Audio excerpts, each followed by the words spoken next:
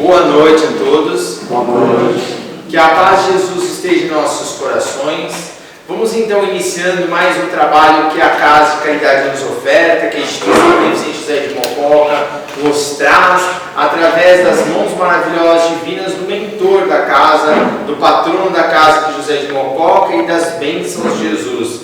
Lembrando sempre de que é uma hierarquia de espíritos, né? Jesus, José de Mococa, e temos outros espíritos que aqui estão conosco, inclusive muitos desses são os nossos familiares, que nunca deixam de aprender. Também na erraticidade, no plano espiritual, estão eles aprendendo, estão eles evoluindo, estão eles também conquistando. Então não vamos, claro, esperar para depois no mundo espiritual aprendermos. Vamos aprender agora, porque quando aqui estamos aprendendo, aprende nós, aprende os espíritos, nossos irmãos obsessores, aprende os nossos irmãos que estão lá em casa, porque a gente leva esses ensinamentos para eles, através da nossa conduta, através das nossas boas ações, lembrando sempre que temos que levar tudo que aqui aprendemos e entendermos que para sermos felizes precisamos ser humildes, e para sermos humildes precisamos trabalhar, conquistar esta humildade, pois estamos em crescimento. E como faremos isso? Subindo o degrau da nossa evolução,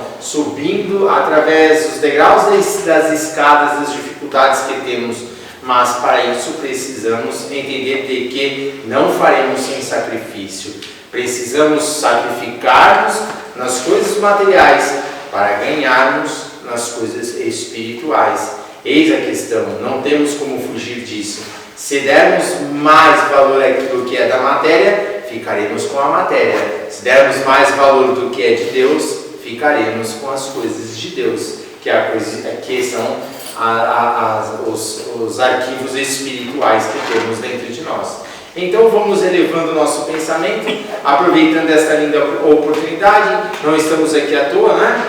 Todos nós viemos aqui porque tivemos a oportunidade, tivemos uma busca e temos uma busca constante para crescermos. E vamos conseguir, com bastante vontade, a gente vai chegar lá. É ou não é, Priscila? A gente vai chegar lá. E temos o apoio da Priscila para fazer isso para a gente hoje, né? Ajudar-nos a chegar lá. E quando nós estamos palestrando, né, Priscila, nós ajudamos e somos ajudados, né? Porque existem espíritos que estão nos incluindo para que a gente possa receber essas vibrações lindas e maravilhosas.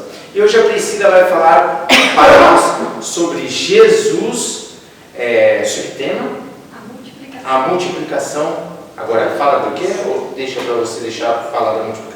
Deixa ela vai falar que multiplicação que é, tá bom? Fica à vontade, Priscila. Boa palestra para você. Então, boa noite a todos.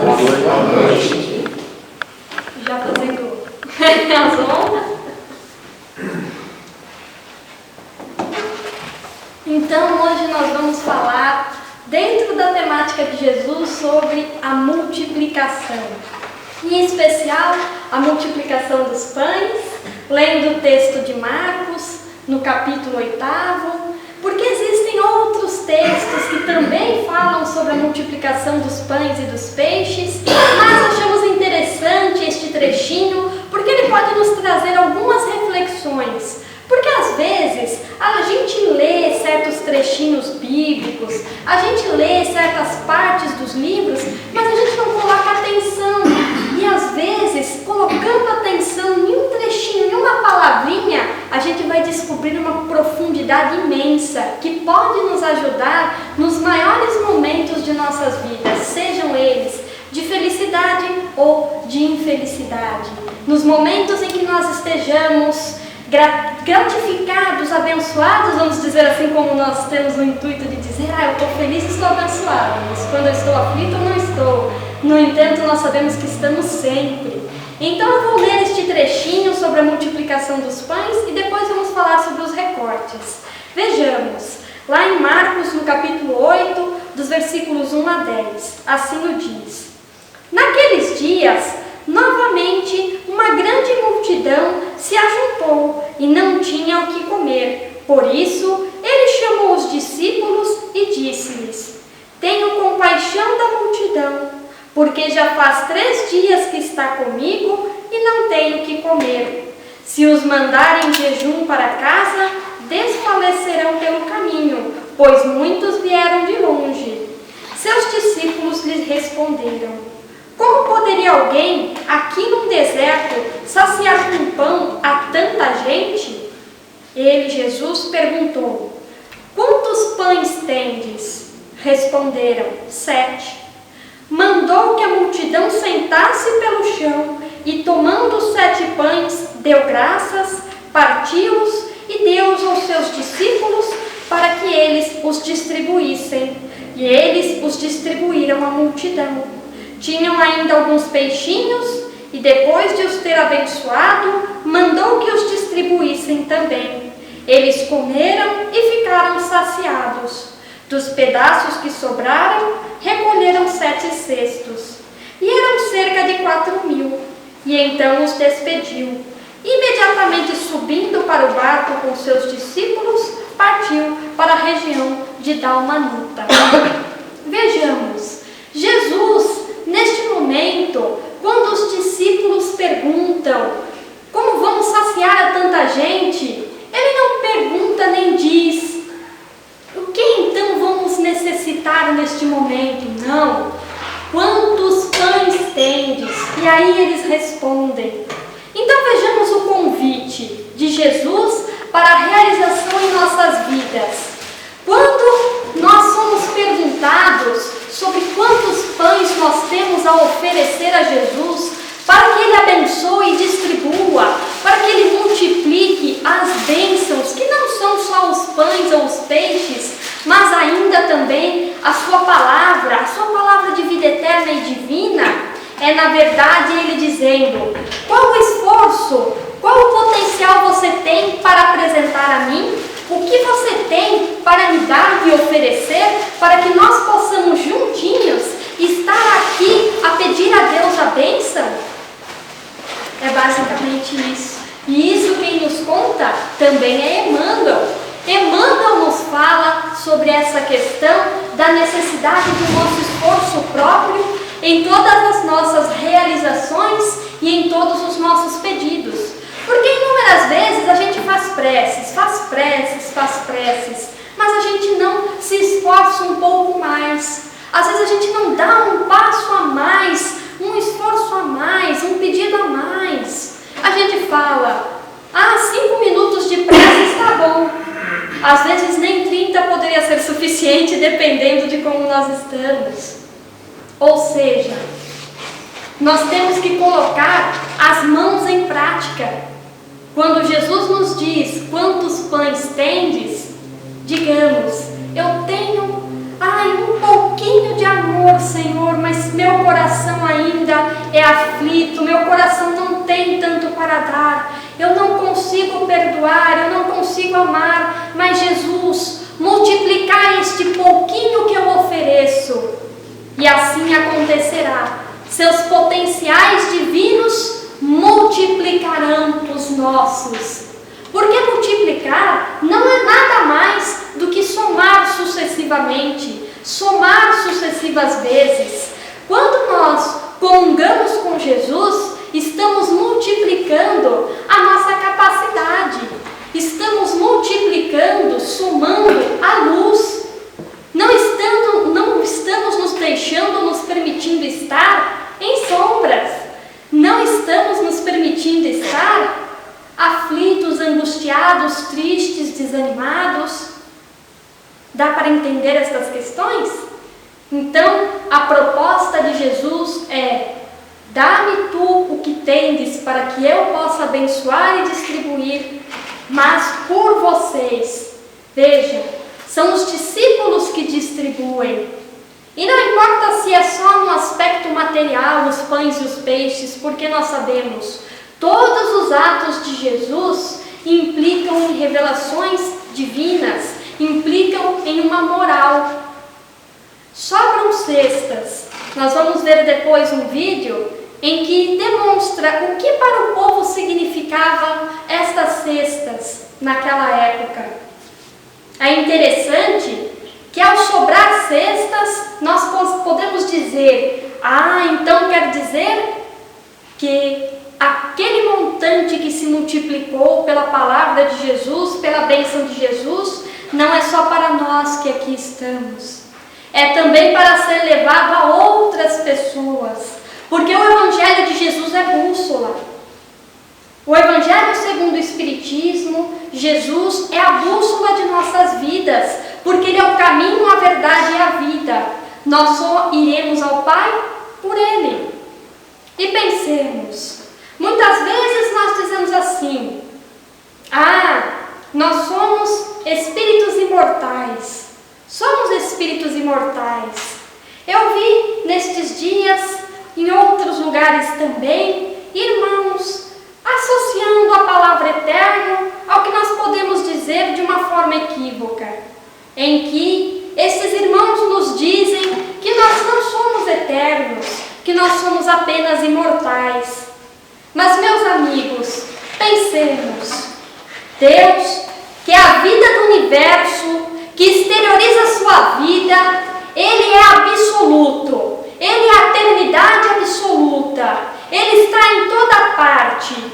Se nós não existíssemos em Deus desde toda a eternidade, onde é que nós estaríamos? No nada? O nada é inconcebível, o nada não existe. Tudo que está no universo, tudo que existe, existe em Deus. Mas, para que nós não confundamos, porque nós às vezes confundimos porque pensamos: mas eu não sou eterno como Deus, porque não sou absoluto. Eu vou mudar, eu vou evoluir. E aí está a chave. Enquanto Deus é um eterno nós somos um eterno vir a ser. Enquanto Deus é um eterno absoluto, nós somos um eterno relativo, do mais para mais, do sublime para o ascensional de nossas vidas. Dá para entender? Então, não há como nós dizermos que nós somos apenas imortais. O nada é inconcebível. Se Deus está em toda parte, como é que nós poderíamos estar saindo do nada? Se nós somos seus filhos, herdeiros de sua vida, Deus exterioriza sua vida por meio de sua vontade e manifesta a vida em suas infinitas modalidades de o ser. Dá para entender essas questões? Então compreendamos, nós somos espíritos eternos e imortais. Caminharemos para toda a eternidade. Se nós estivermos num ponto no universo, estivermos nos deslocando para um outro ponto, nós seremos um ponto a vislumbrar inúmeros outros pontos em nosso entorno. Não há como nós interpretarmos diferente. Quando o Espírito de São Luís nos diz e responde no livro dos médiuns que o fluido universal não é uma emanação da divindade, muitos espíritas disseram assim: pois então isso é porque Deus cria. Não, é porque Deus exterioriza a sua vida. Emanar significa exteriorizar para fora de si. Se Deus está em toda parte, como Ele pode exteriorizar, emanar algo para fora de si? Ele não tem como emanar o fluido universal, porque o fluido universal já está contido em Deus, em sua eternidade e em seu absoluto. É um eterno vir a ser a exteriorizar-se de Deus. Portanto, nós, espíritos imortais, seus filhos, nós sim, multiplicamos, adicionamos sucessivas vezes, mas em Deus nada se adiciona nem se subtrai, tudo se modifica e se transforma. E não estamos aqui a fazer apologia ao panteísmo, porque não há como nós confundirmos a criatura com o Criador. Mas sendo Deus o ponto eterno de partida, como nós poderíamos ser um ponto criados em um momento? Se criados em um momento, Deus estaria a adicionar algo no universo. Deus não adiciona e nem subtrai, já existíamos. Portanto, nós fomos nos transformando, passando estágios nos reinos inferiores da natureza, na substância, no núcleo da substância ali estivemos a amadurecer e por aí se perde. Nós não conseguimos conceber o que éramos antes na substância. No entanto, nós estivemos sempre presentes em Deus. Existimos de toda eternidade para toda eternidade. E alguns espíritas podem dizer e associar: se Deus é perfeito no absoluto e nós somos perfeitos no relativo, então, quando nós dizemos que só Deus é perfeito e nós perfectíveis, poderíamos talvez até colocar um novo termo: Deus é eterno, nós somos eternectíveis. Um termo que nos parece estranho, mas que aquele sufixo final nos define. Nós somos um eterno vir a ser. Seremos seres que evoluirão, transformarão, se modificarão, porque no universo nada se adiciona ou se subtrai, nada se cria, tudo se modifica e se transforma. Estas palavras não são minhas, são de José Sola, em seu texto O Amor é o Alimento do Espírito na Eternidade, o qual convido a todos a lerem, relerem e estudarem novamente. É uma temática apaixonante e que nos demonstra que o amor é, na verdade, a raiz de toda a nossa vida. E foi por isso que Jesus, ao perguntar quantos pães os discípulos tinham, ele conseguiu multiplicar.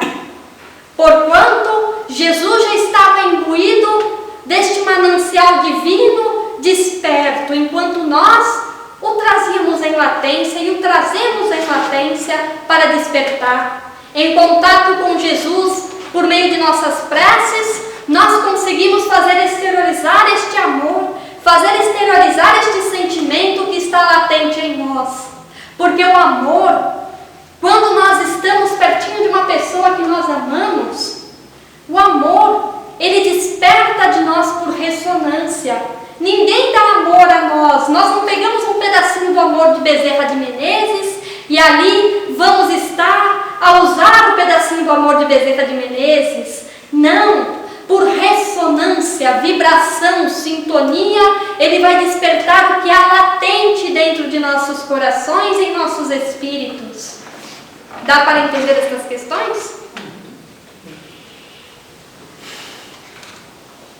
E outra coisa, dizer com relação à eternidade do Espírito. Nós somos herdeiros divinos do Criador. Nós herdamos todos os seus potenciais, tais como a ubiquidade, o amor, a inteligência, o perdão, a insaciabilidade. Herdamos também a eternidade. Uma eternidade do vir a ser, que começa lá com Aristóteles e até antes, estes grandes espíritos que nos vieram abrir o caminho, que são muitos deles, como Platão e Sócrates, os precursores de Jesus. Para que nós, espíritos pequeninos, estivéssemos a evoluir. Então, eles nos prepararam o caminho para que estivéssemos a entender as questões que hoje nos são apresentadas e que cabe a nós estarmos aproveitando essas questões, para que nós não venhamos a perder oportunidades. Quando Jesus também diz à multidão, acalmando a multidão para que se assentasse, é tal como se ele nos convidasse: acalmai teus pensamentos, assentai os teus sentimentos, para que a distribuição seja dada, seja feita e realizada de forma coerente, para que nós possamos nos alimentar e realmente nos sentir saciados. Emmanuel vai nos dizer no livro Caminho, Verdade e Vida e também no livro Palavras de Vida Eterna uma lição muito interessante, em que ele vai falar sobre os dons de Cristo, e eu vou ler aqui apenas alguns parágrafos. Ele diz o seguinte: onde estiveres, seja o que fores, procura aclimatar as qualidades cristãs em ti mesmo, com a vigilante atenção igual àquela dispensada à cultura das plantas preciosas ao pé do lar. Quanto à existência temporária no mundo, todos somos suscetíveis de produzir para o bem ou para o mal. Ofereçamos ao divino cultivador o vaso do coração, recordando que, se o solo consciente do nosso espírito aceitar as sementes do celeste pomicultor, cada migalha de nossa boa vontade será convertida em canal adequado para a exteriorização do bem, com a multiplicação permanente das bênçãos do Senhor ao redor de nós. Observa a tua boa parte e lembra que podes dilatá-la ao infinito. Não intentes destruir milênios de ignorância de um momento para outro. Vale-te do esforço de autoaperfeiçoamento cada dia. Persiste em aprender com o Mestre do amor e da renúncia. Não nos esqueçamos de que a luz divina ocupará o nosso espaço individual na medida de nosso crescimento real nos dons de Cristo. No mês de Jesus, entender esta multiplicação dos dons de Cristo em nós é entender que Ele é o passo para a nossa liberdade espiritual, de nossos, vamos dizer, erros pretéritos, de nossos equívocos presentes e, inclusive, é uma bússola para alguns pequenos equívocos futuros. Equívocos estes que nós sabemos que nós não poderemos mais ser conscientemente aqueles em que olham para as coisas e dizem: ah, não, vou deixar para lá porque está muito difícil. Não, são aqueles equívocos em que todo aprendiz sincero, todo aprendiz honesto comete. Porque é natural de espíritos aprendizes se equivocarem, mas o erro consciente, este, em nós, é como um crime à nossa consciência. Então nós não podemos cometê-los. Então entendamos. Quantos pães tendes? Que esforço pode dar-me? Quanto amor pode dispensar-me? Quanto perdão pode dar? Quanta humildade terá ainda que vir a florescer de ti? Quantas vezes terá que doar de ti para que possa despertar estes potenciais divinos? Quantas maravilhas tu queres alcançar? É necessário antes trabalhar. É basicamente isso que ele nos quer dizer. Quando Jesus entra naquele barquinho para dar uma luta, logo depois ele é desafiado pelos fariseus. Quantas vezes nós estamos a trabalhar e encontramos desafios? Quantas vezes, após sairmos de uma situação muito feliz, nós encontramos um obstáculo e uma prova? Como Jesus reagiu? Convido vocês a lerem depois. A nossa reação é o que vale, o que importa. Porque os obstáculos advirão em nossas vidas. Isso é natural. Nós temos que aprender, e um dos mecanismos para o nosso aprendizado é a dor, porque é o burel do espírito. Então, a maneira como nós estamos a regimentar os aprendizados da vida em nós é que nos fará melhores. É que nos fará espíritos mais firmes, mais fortes. É a nossa forma de reagir aos problemas. E muitas vezes nós nos desanimamos, nós ficamos tristes, nós, vamos dizer, nos descabelamos, não é assim? E não faço demérito ao pessoal que não tem cabelo, viu, gente? Uma vez eu disse isso a um pessoal e tinha um grupo de pessoal que era sem cabelo e falou: oh, e a gente aqui? Aí eu falei: vocês estão perdendo as sobrancelhas, então. Então, meus irmãos, quando nós entendemos de que Jesus é este maravilhoso amigo que vai nos segurar as mãos, quando nós nos dispusermos a dar as mãos a Ele, nós estaremos melhores. Mas não se fará de um salto de um momento para outro. A evolução não se dá aos saltos. Nós sabemos que vamos errar inúmeras vezes, nós sabemos que vamos derrapar, isso é natural em nossa evolução. No entanto, nós temos que estar seguros de que com Jesus é o melhor caminho, o melhor jeito para nós chegarmos às conquistas do bem. Quando Jesus também nos diz para que nós estivéssemos a amar uns aos outros, Ele também nos pediu para simplificarmos as nossas vidas. Porque o amor simplifica. Nós não colocamos o ego ou a nossa personalidade na frente ou acima de qualquer coisa. Porque quando amamos, nós estamos colocando Jesus em nossa frente. Porque às vezes, nós mesmos no comum vamos trabalhar, seja para o trabalho que for, e estamos abatidos, estamos meio combalidos, vamos assim dizer. E nós falamos assim, meu Deus, eu não vou conseguir. Mas aí nós pensamos assim, não, eu vou me doar para Jesus, porque da mesma forma que os discípulos se viram em saia justa, vamos dizer assim, são as minhas palavras, quando viram aquela multidão e não tinham como alimentá-los, Jesus foi lá e disse, simplesmente com o coração, agindo, Ele não disse, nós vamos conseguir simplesmente. Então nós temos que dar o passo de entregar a Ele algumas questões que nós não conseguimos resolver.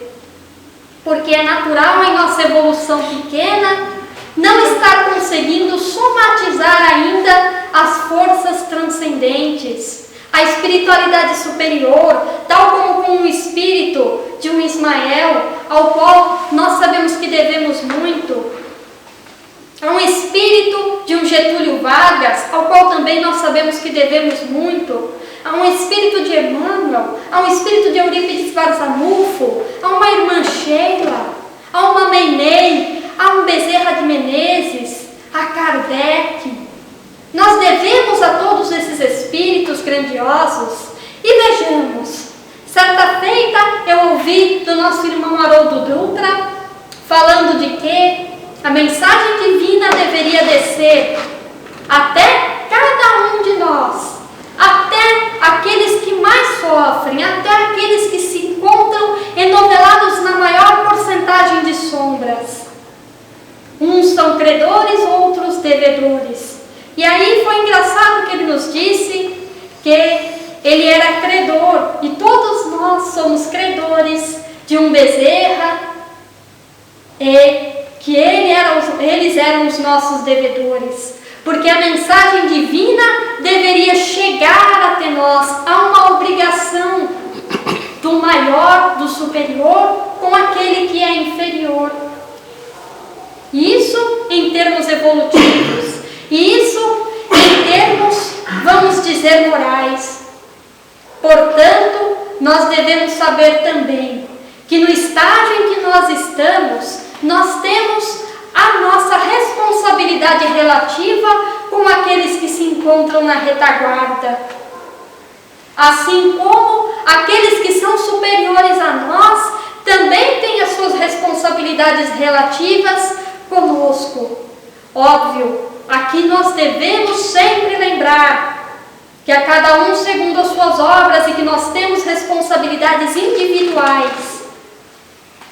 Que nós, fazendo bom uso do nosso livre-arbítrio, estaremos ou caminhando para o ascensional em nossas vidas, ou então derrapando para infelizes acontecimentos.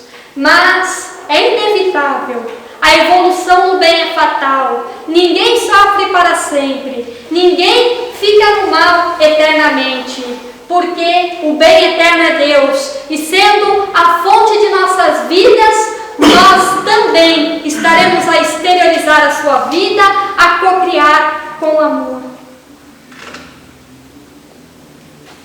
Então, meus amigos, entendamos de que a multiplicação se dará se nós nos dispormos a dar a mão ao Cristo, ao dar um mínimo de esforço, a dar o mínimo do nosso coração para que Ele possa estar realizando a sua obra.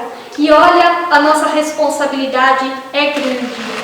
é muito grande perante o Espiritismo, porquanto é o Consolador prometido.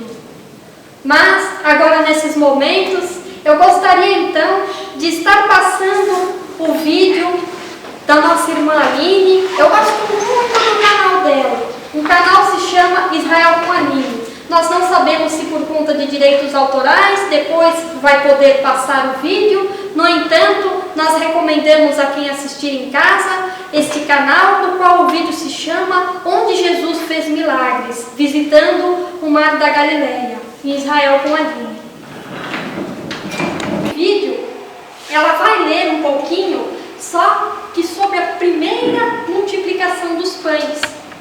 E aí, vocês vão ver até um Jesus um pouco diferente nas imagens, que a gente não está tão acostumado, mas é bem interessante. Vamos ver um lugar que, segundo os estudiosos, seria o lugar da primeira multiplicação dos pães. Chegamos no local da multiplicação dos pães e dos peixes. Ele fica dentro dessa igreja hoje em dia, mas antes de a gente entrar, eu quero mostrar algumas coisas super legais que tem aqui do lado de fora, começando por esse círculo aqui de pedra. Vamos dar uns segundinhos para vocês olharem para isso aqui e tentarem adivinhar o que isso pode ser. Eu vou começar contando de que data isso é. Isso aqui é do século V, quer dizer, tem um pouquinho mais de 1500 anos e foi trazido de outra igreja, não é dessa igreja originalmente, e sim de uma igreja na cidade de Hebron, a cidade dos patriarcas. Dei mais uma olhadinha. Conseguiram descobrir o que é isso? Isso aqui é um batistério. Aqui é onde as pessoas se batizavam. Nos tempos antigos, as pessoas entravam na igreja depois de serem batizadas. Era uma época que tinha muitas conversões e as pessoas vinham aqui e podiam se batizar. E como vocês podem ver pelo tamanho aqui, uma pessoa adulta sim pode entrar também se abaixando. Então aqui a gente vê que era feito o batismo de pessoas adultas. Comenta aqui embaixo se tu adivinhou ou não que isso era uma pia batismal. E esse aqui, será que vocês também conseguem adivinhar o que era? Como vocês estão vendo, também é circular, mas ele é feito de pedra basáltica, que é uma pedra comum aqui também na região. E a dica do que é isso está na realidade atrás de mim. Vocês podem ver que tem árvores de oliveira. Já descobriram? Isso aqui é uma prensa de azeitonas. Aqui a região tem 7 frutos. Tem os 7 frutos da terra de Israel. Um deles é a azeitona, de onde se extrai o azeite de oliva. Então as azeitonas eram colocadas aqui dentro. Essa pedra que era colocada de pé, ela rolava por cima e aqui se extraía uma pasta que depois ia ser filtrada e dela saía o azeite de oliva, que era usado desde a unção até para o dia a dia das pessoas aqui da região.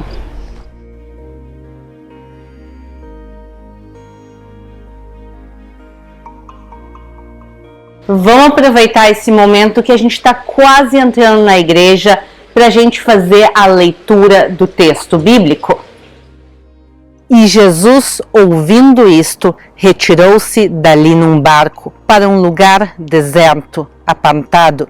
E sabendo-o, o povo seguiu-o a pé desde as cidades.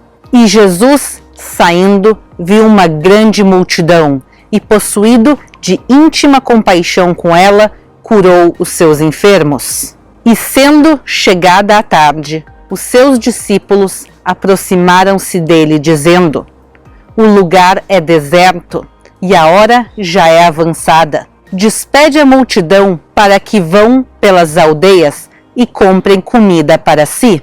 Jesus, porém, lhes disse: não é mister que vão, dai-lhe vós de comer. Então eles lhe disseram: não temos aqui, senão 5 pães e 2 peixes.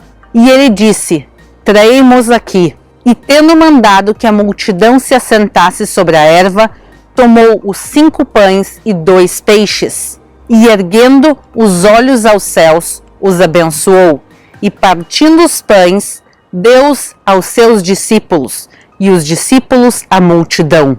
E comeram todos, e saciaram-se, e levantaram dos pedaços que sobejaram 12 alcofas cheias. E como a gente viu na passagem bíblica, não só eles comem, como estão saciados, como sobra comida. Quanta comida vai sobrar? 12 cestas. E o 12, obviamente, não é por acaso, e não é por acaso que ele foi colocado especificamente no texto bíblico. Quando eu falo para vocês 12, o que vocês lembram? Talvez dos 12 apóstolos, mas se a gente falasse de uma população que vivia aqui, que era uma população judaica há 2000 anos atrás, e se falasse o número 12, a primeira coisa que ia vir à cabeça deles são as 12 tribos de Israel. Então, quando sobram 12 cestas, quer dizer, sobram 12 cestas como as 12 tribos de Israel, quer dizer, como todo o povo de Israel. É uma mensagem que não só aquela comida eram para 5.000 pessoas que estavam aqui, sem contar mulheres e crianças, mas também que era um convite aberto a todos aqueles que não estão aqui, se quiserem, tem suficiente para todo mundo. Então, Jesus deixa aqui um convite aberto a todos, e o meu convite a vocês é entrar e ver a igreja. Vamos lá!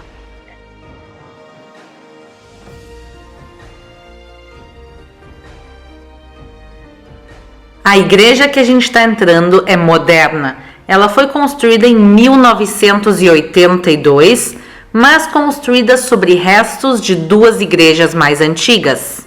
A primeira delas é do ano de 350 e a segunda do ano de 480, mas essa igreja vai ser completamente destruída pelos persas no ano de 614 e vai ser esquecida. Ninguém sabia o local exato da multiplicação dos pães e dos peixes até 1932, quando começaram escavações arqueológicas aqui nesse lugar, onde eles acharam os restos dessa igreja, inclusive o piso. O piso que a gente está caminhando, pessoal, é original de mais de 1.500 anos. E também se sabe que foi aqui o milagre, graças à Egéria, que conta sobre a igreja, que foi encontrada agora, séculos depois.